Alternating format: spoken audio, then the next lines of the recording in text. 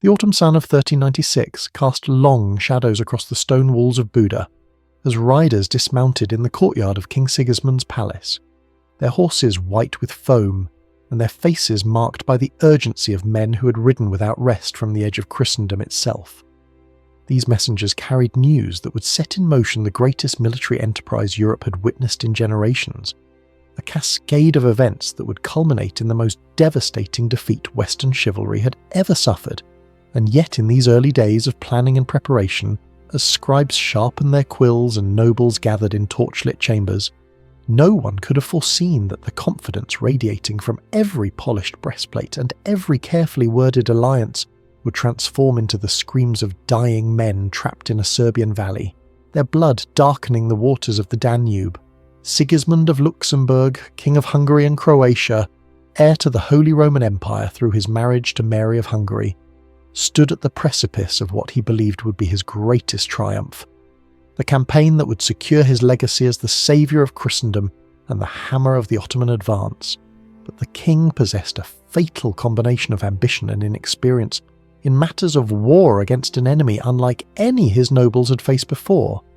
an enemy whose military innovations and tactical flexibility had been forged in generations of almost continuous warfare across 3 continents. The Ottoman Empire under Sultan Bayezid, known already as Yildirim the Thunderbolt, for the speed and ferocity of his campaigns, had expanded at a rate that terrified European courts from London to Krakow,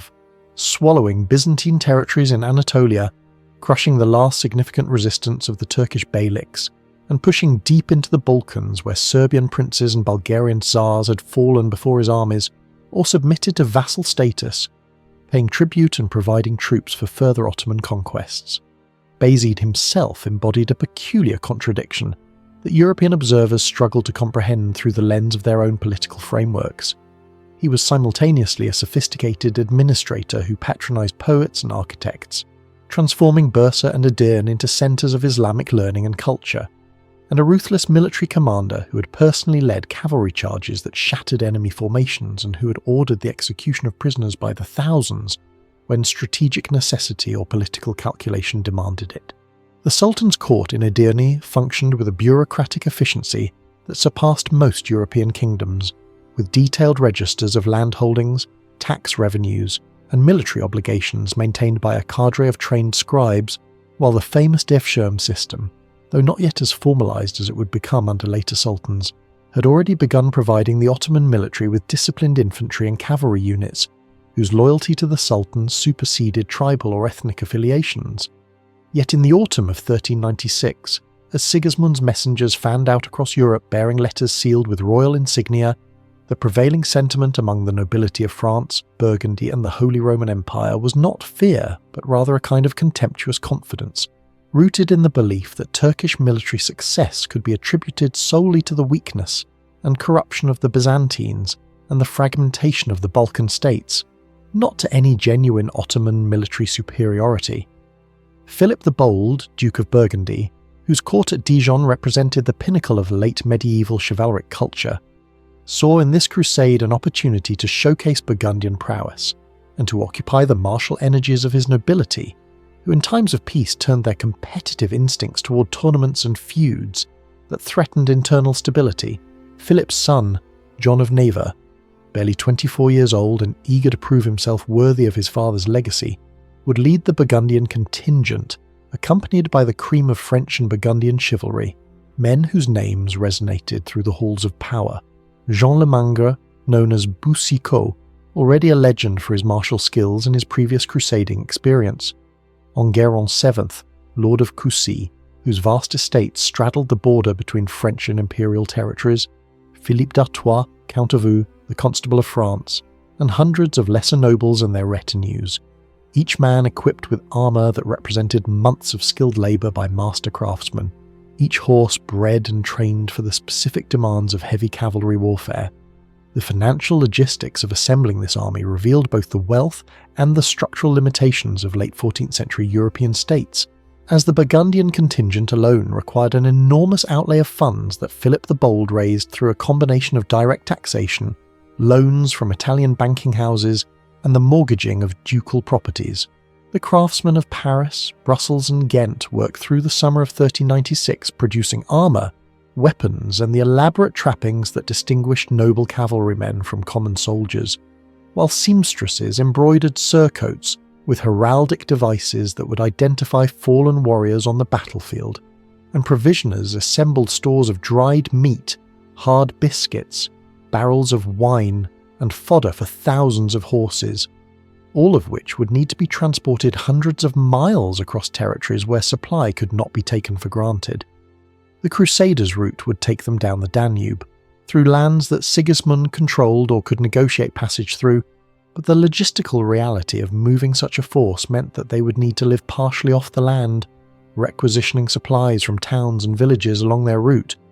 a practice that would create tension between the French nobles and the local populations even before they encountered the enemy. King Sigismund, observing the arrival of the Western Knights at Buda in the summer of 1396, must have experienced both elation and apprehension, for while their numbers and evident martial prowess suggested that his crusade might indeed halt the Ottoman advance, the cultural gulf between the Hungarian and German forces familiar with fighting, the Turks and the French and Burgundian nobles who treated this campaign as an extended tournament became apparent immediately. The French knights, secure in their conviction that heavy cavalry charges had decided every significant European battle for generations, showed little interest in Sigismund's attempts to explain the tactical innovations that made Ottoman armies so formidable. The integration of cavalry archers who could harass enemy formations from a distance, with composite bows that outranged European weapons, the disciplined infantry armed with spears, and the early firearms that were beginning to appear on Ottoman battlefields, and most crucially the tactical flexibility that allowed Ottoman commanders to feign retreat, to refuse battle when conditions were unfavourable, and to exploit enemy mistakes with devastating counterattacks. These were not the ponderous feudal levies that French knights had faced at Crécy or Poitiers, where tactical incompetence and poor coordination among commanders had contributed to French defeats as much as English longbowmen had,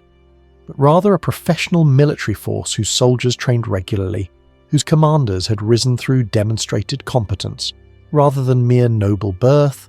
and whose strategic culture emphasised intelligence gathering, reconnaissance, and the exploitation of terrain. The Crusader army that finally departed Buda in July 1396 numbered perhaps 20,000 men,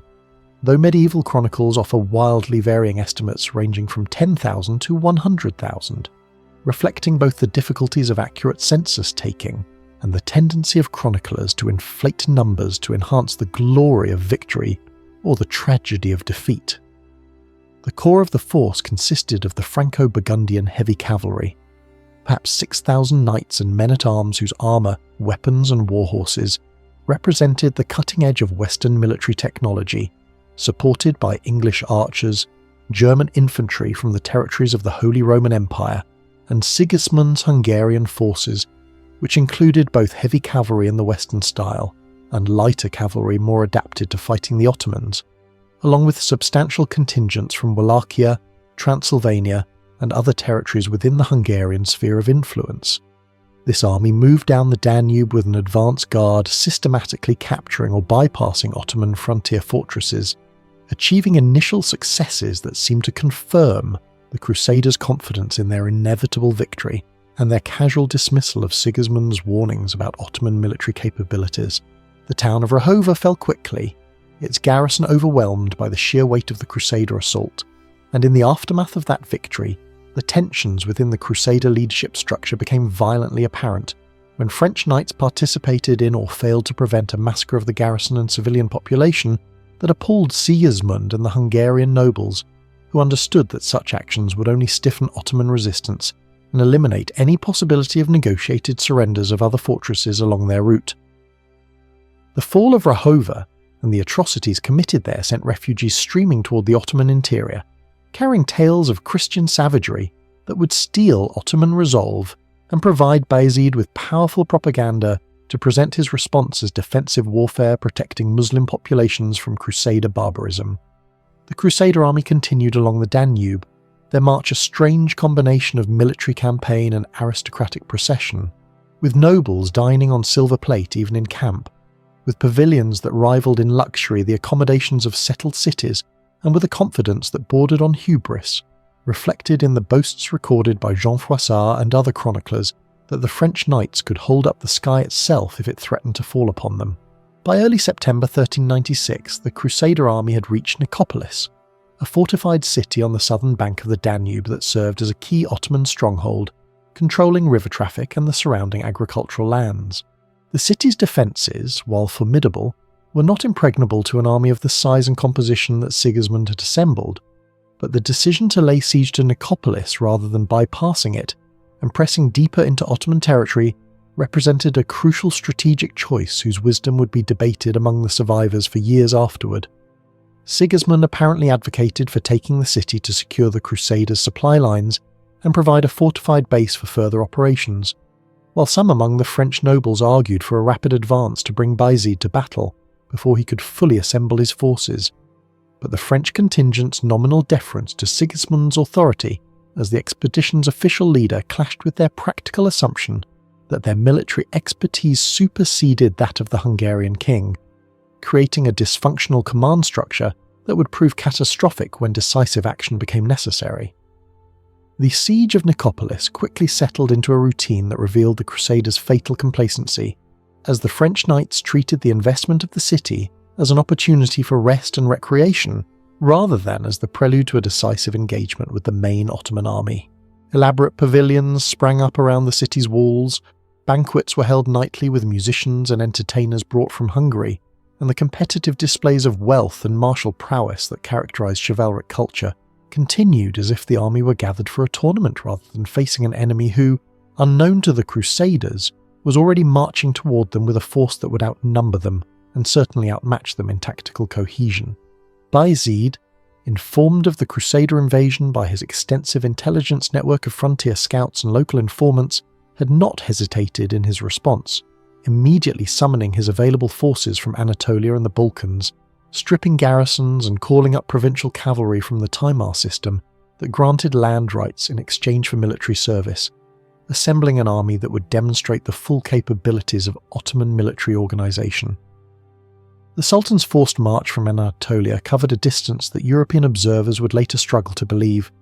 the speed of Ottoman troop movements reflecting a logistical sophistication that most Western kingdoms could not match, with pre-positioned supply depots, a sophisticated system of mounted couriers, and a military culture that expected soldiers to endure hardship without the elaborate baggage trains and personal servants that accompanied Western nobles to war.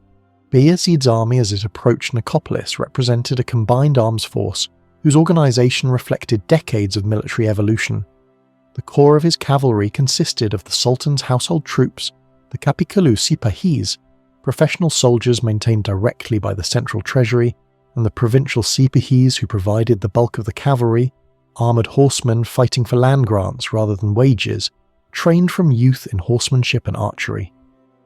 The infantry included the increasingly important Janissary Corps, slave soldiers recruited through the Dev Shirm system and trained to fight with firearms, crossbows, and in hand-to-hand combat, their discipline and unit cohesion already distinguishing them from the less organised infantry forces typical of medieval armies.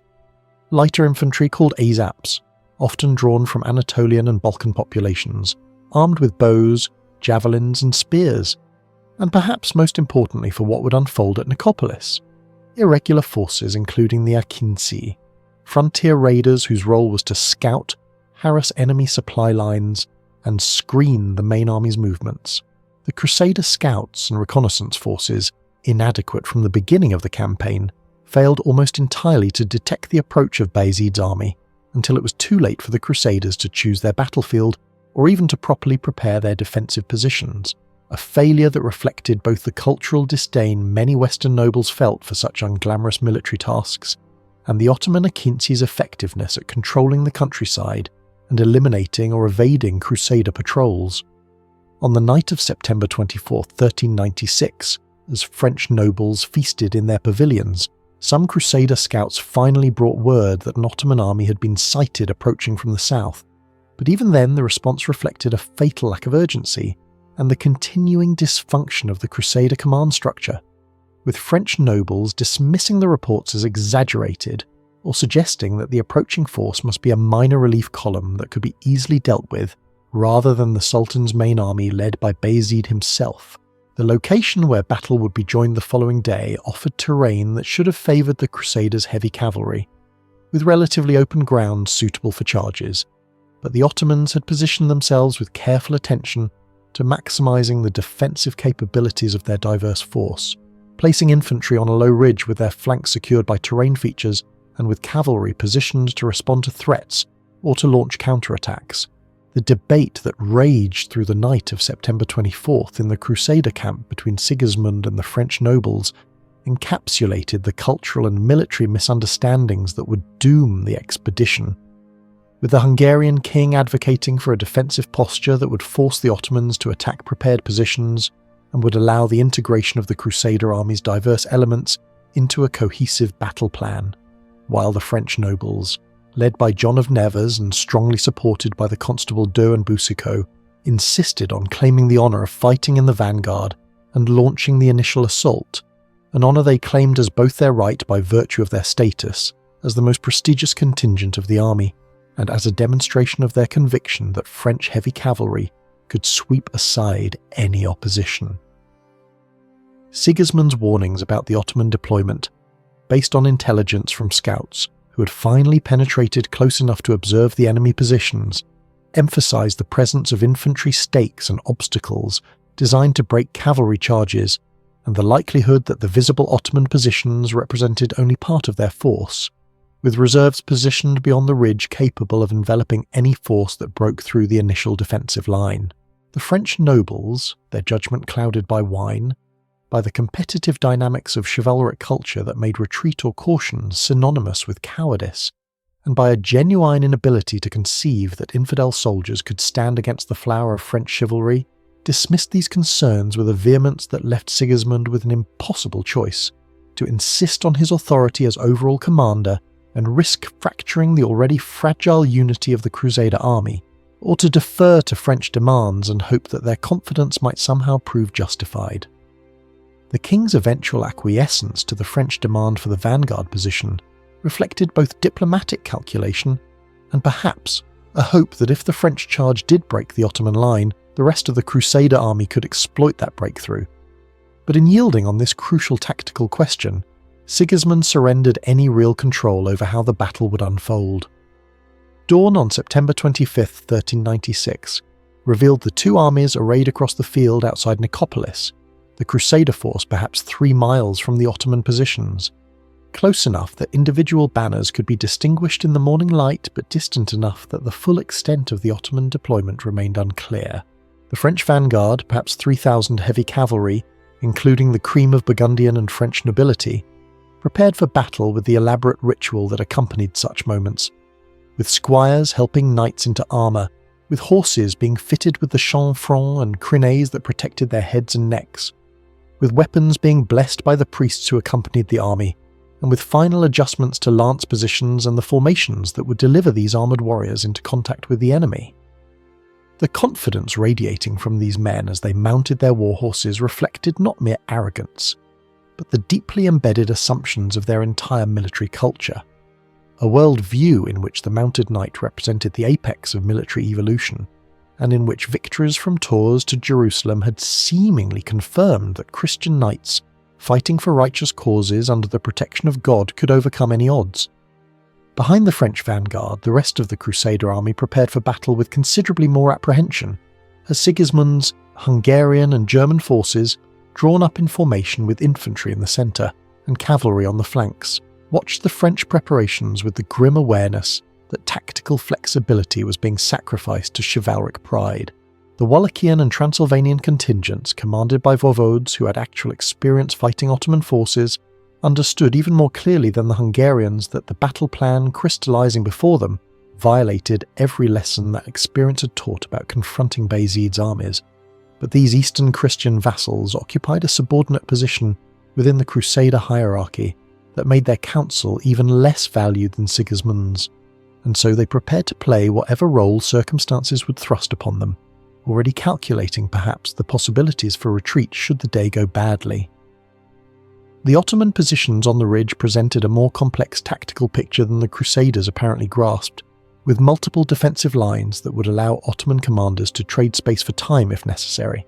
to channel enemy attacks into killing zones, and to preserve reserves for the decisive moment. The front line of Ottoman infantry, estimated at perhaps 10,000 men, included the Azap light infantry armed with bows and javelins positioned to harass approaching enemies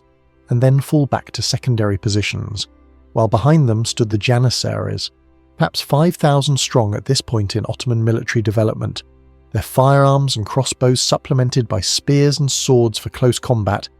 and crucially, they had prepared the ground with wooden stakes driven into the earth at angles designed to impale charging horses,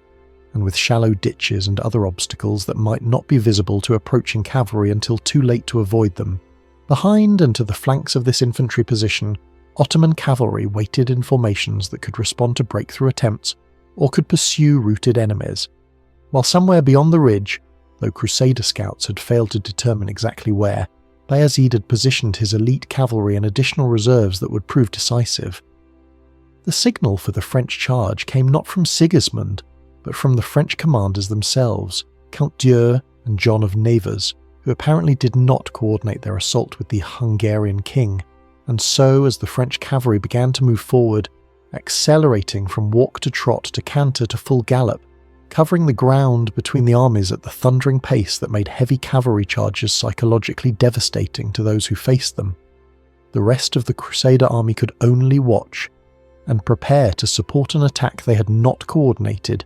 and whose tactical objectives remained unclear beyond the simple goal of breaking the Ottoman line through sheer impact and fighting quality. The sight of 3,000 armoured cavalry charging across open ground must have been magnificent and terrifying, the earth shaking under thousands of hooves, the air filled with the sound of armour and weapons, the sunlight flashing from lance points and polished steel, and for a few moments the observers on both sides could only watch as this massive investment of military power, of wealth, of training, of confidence crashed toward the Ottoman positions. The first line of Ottoman defenders, the Azap light infantry, did exactly what their tactical doctrine prescribed. They loosed arrows and javelins at the approaching cavalry to wound horses and riders, to create confusion and disorder in the charge, and then they withdrew rapidly through gaps in the second defensive line, a manoeuvre that required discipline and coordination, but that preserved these troops for later phases of the battle, rather than squandering them in futile resistance to an irresistible charge. The French cavalry, perhaps encouraged by this withdrawal and interpreting it as the beginning of Ottoman collapse, crashed into the prepared positions where the Janissaries waited behind their stakes and obstacles.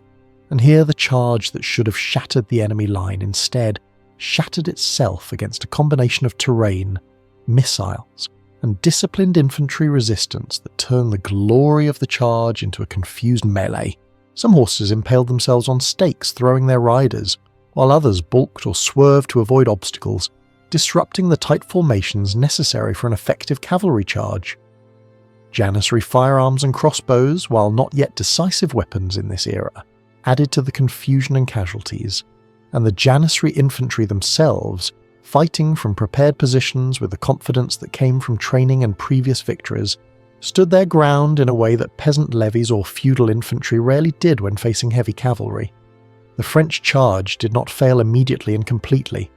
for the sheer weight and determination of these warriors drove some units through the first line of Janissaries,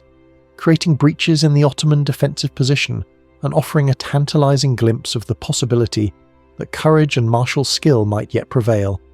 But the second and third Ottoman defensive lines absorbed these breakthrough attempts,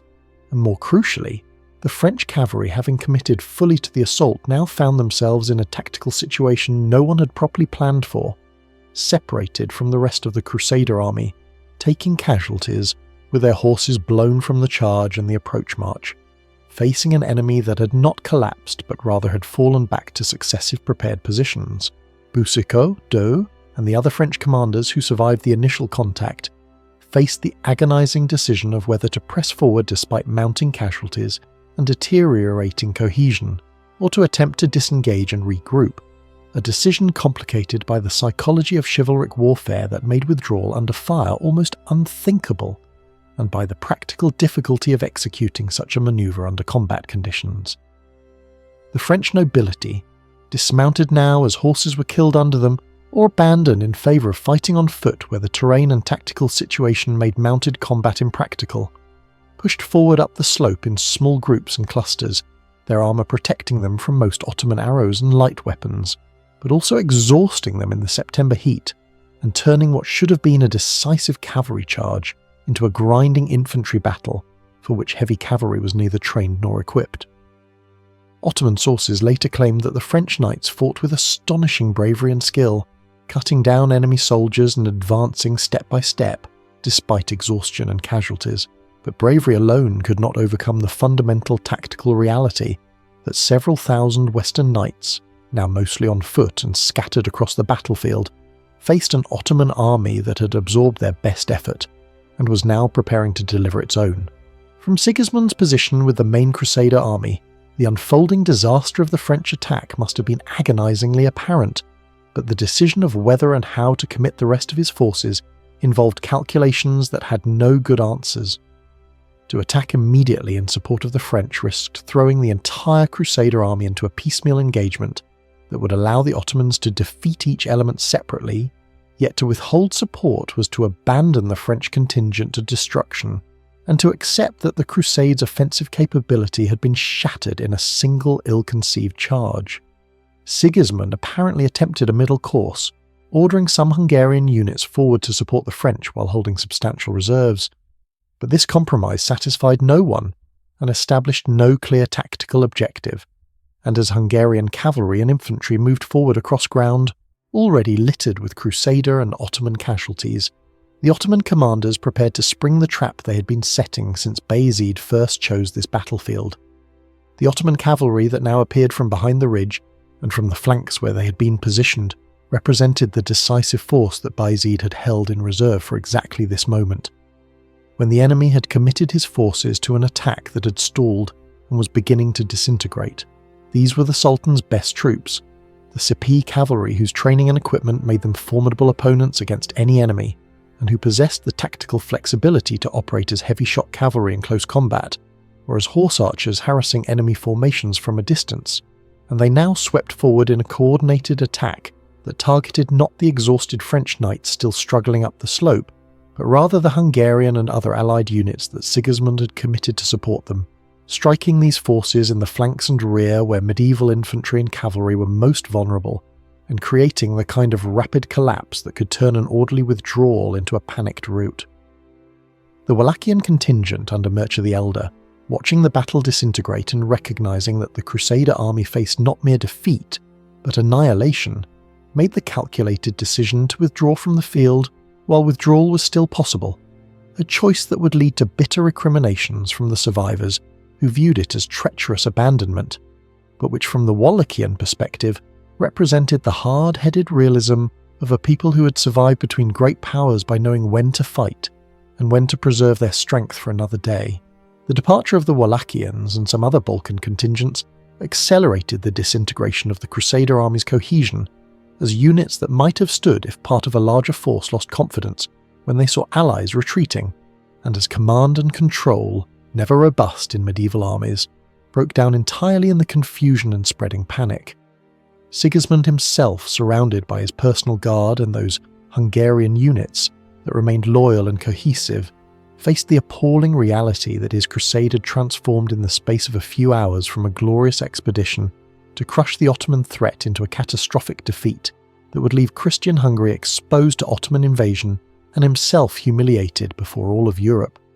The king's escape from the battlefield, facilitated by Hungarian nobles who recognized that the king's survival mattered more than any personal glory to be gained in a last stand, involved fighting through Ottoman cavalry to reach the Danube where Christian vessels still controlled portions of the river, and Sigismund's flight aboard these boats as Ottoman forces overran the Crusader camp and pursued fleeing Christians to the water's edge represented the final collapse of Crusader military power on this field. The French nobles who had led the charge and who were now scattered across the battlefield faced varying fates depending on their positions when the Ottoman cavalry counterattack swept the field, with some crushed under the hooves of Sipahi warhorses or cut down by scimitar and mace as they struggled in their heavy armour,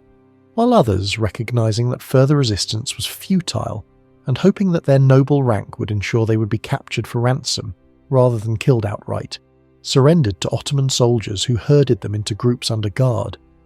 Boucicaut, Count D'Eu, and John of Never were among those captured, their armour and bearing identifying them as high-ranking nobles whose ransoms would enrich whoever held them, and these men, who had ridden to battle that morning secure in their superiority and confident of victory,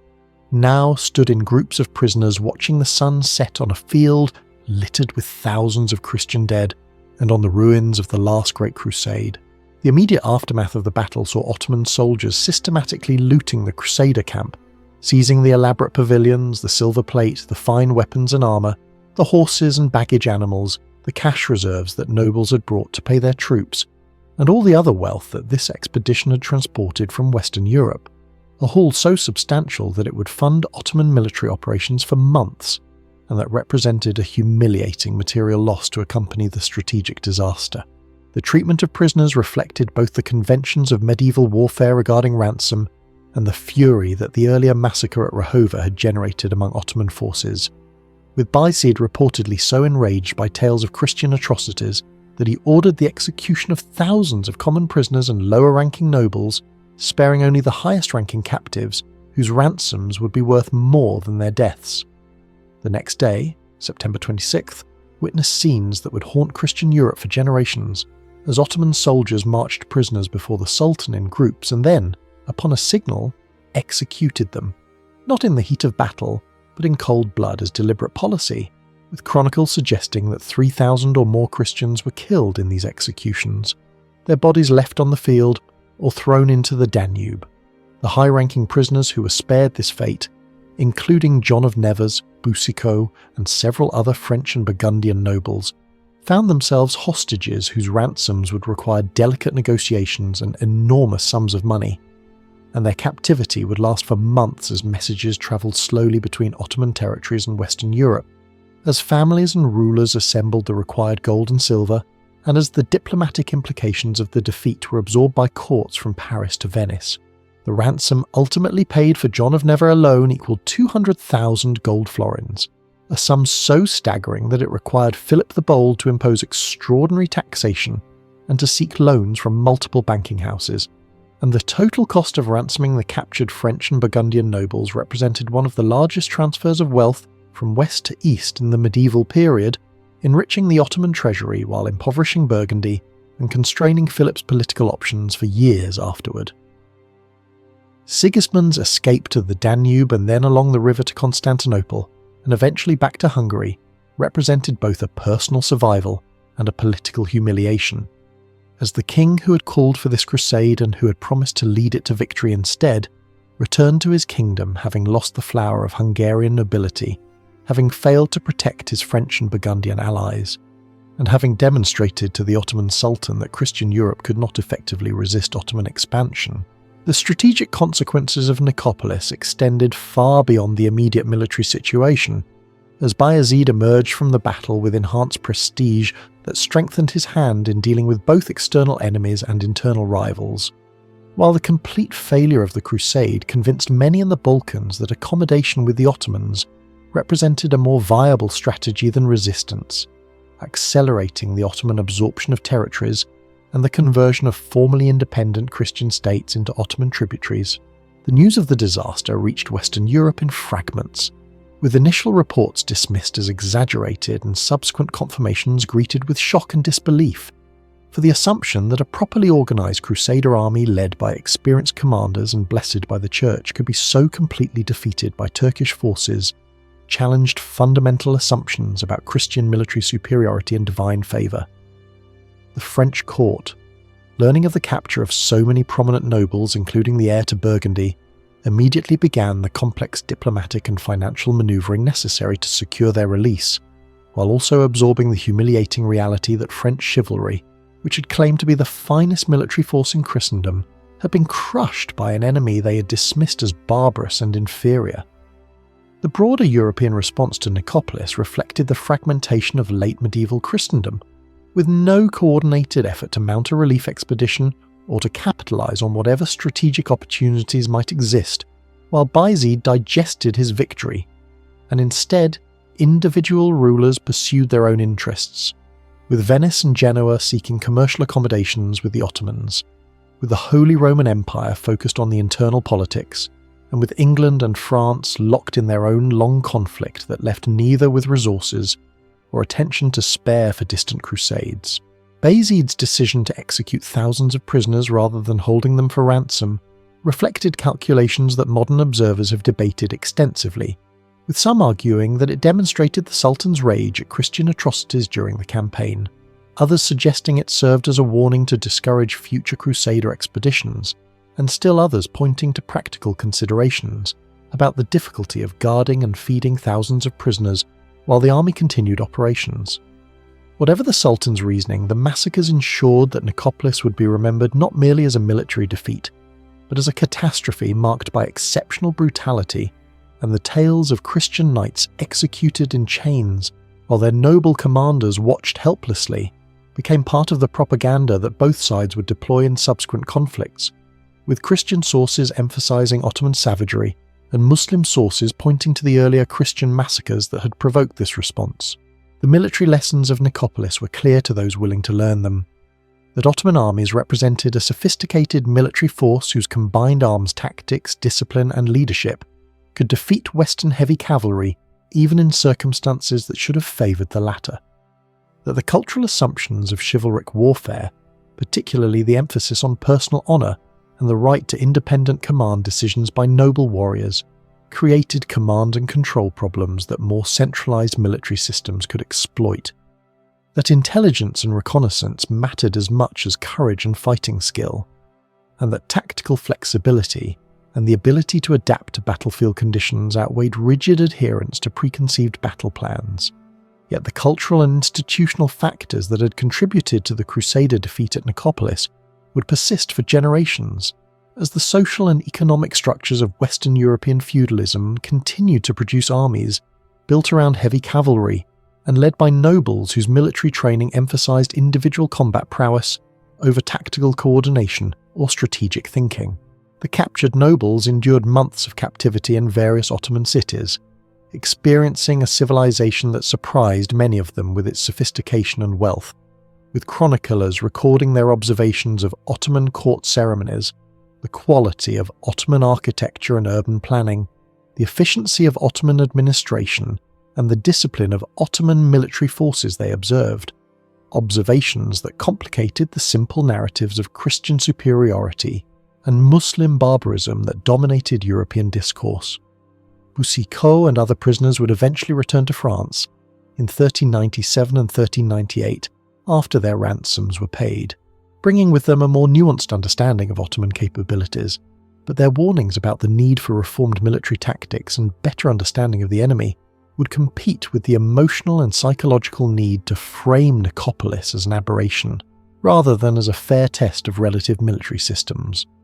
The battle's impact on Bayezid's subsequent campaigns proved significant, as the complete destruction of the last major Crusader army freed Ottoman resources for operations in Anatolia and further Balkan expansion, with the Sultan consolidating his control over territories that might have resisted had Christian military power remained credible. The siege of Constantinople, which Bayezid would undertake in 1396 and 1397, proceeded without any realistic possibility of Western relief, and Byzantine Emperor Manuel II's desperate diplomatic missions to Western courts seeking aid demonstrated how thoroughly Nicopolis had shattered Christian confidence in their ability to project military power into the Eastern Mediterranean. Yet the Ottoman triumph at Nicopolis contained within it the seeds of future disasters that Bayezid could not foresee, as his aggressive expansion and his treatment of rival Turkish emirs in Anatolia created enemies who would ally with the Mongol conqueror Timur, and the catastrophic Ottoman defeat at the Battle of Ankara in 1402 would demonstrate that Ottoman military power, however formidable against European opponents, remained vulnerable to other steppe peoples whose tactical systems and strategic flexibility matched or exceeded their own. For the crusading movement, Nicopolis represented a watershed, demonstrating that the military, political and financial structures capable of launching crusades to the Holy Land in earlier centuries had either disappeared or become so compromised that they could no longer effectively project power across Mediterranean distances against sophisticated opponents. The failure at Nicopolis did not end crusading entirely, as later expeditions to defend Constantinople or to repel Ottoman advances into Hungary would occur sporadically over the following centuries, but never again would Western Europe assemble an expedition of this scale and prestige aimed at rolling back Ottoman conquests, and the long retreat of Christian power in the eastern Mediterranean and Balkans that would culminate in the fall of Constantinople in 1453 had its psychological origins in the field outside Nicopolis, where the last great crusader army died,